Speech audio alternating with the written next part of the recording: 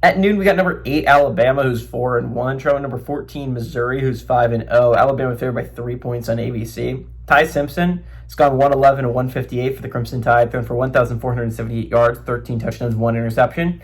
Jam Miller has had 38 carries for 182 yards and a touchdown, and Jeremy Bernard has had 25 catches for 392 yards and 5 touchdowns. Beau Pribula has gone 110 to 145, thrown for 1,203 yards, 9 touchdowns, 3 interceptions. Ahmad Hardy has had 103 carries for 730 yards and 9 touchdowns. And Kevin Coleman Jr. has had 30 catches for 386 yards and a touchdown. Alabama is 6-2 against Missouri all time. Last 6 games have gone to Bama from 1978 to 2024. None of these games have been one possession, by the way.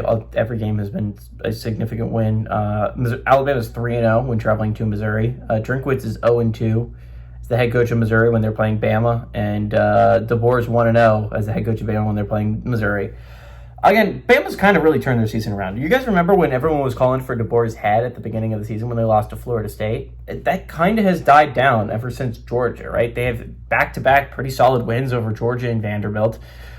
This was a game I said Alabama could maybe afford to lose this one. This is obviously a game you would love to have if you're Bama, but every other ranked team you have left on your schedule, the LSUs of the world, the Oklahomas of the world, they're coming to town. And so obviously you would love, if you're Alabama, for your mulligan to be at home, right? Like, this would be a big game to pick up on the road.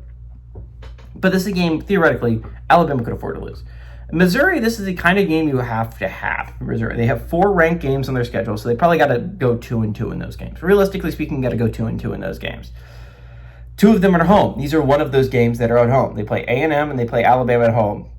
Got to win those 2 games. You got to win. You got to defend home field. You got to find ways to win on your home turf because it's so hard to go on the road and pull off wins. You cannot be giving wins away when you're at home. So I think this game has the possibility of being really tight. Again, these are 2 of the better quarterbacks in the SEC, and Ty Simpson and Beau Pribula. They're both playing really good football right now. Ty Simpson's really turned it around considering how everyone was hating on him at the start of the season. Bama has a really good team this year.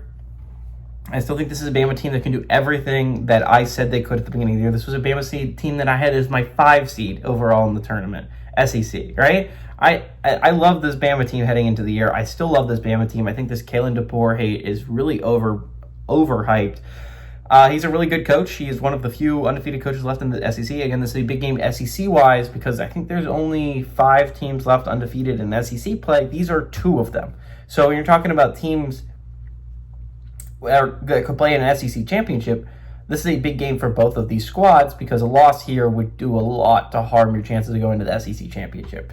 Big game for Bama, big game for Missouri. I think Bama has what it takes. I think they win 3 big ones in a row. I think they go on the road and they beat Missouri, and they're putting themselves in an excellent spot to still be a college football playoff team. Despite taking that loss in week 1, I think there's an excellent chance that this is a 10-2 squad and is still firmly in this college football playoff picture. Give me the Crimson Tide to go on the road and not only beat Missouri, but also cover that 3-point spread.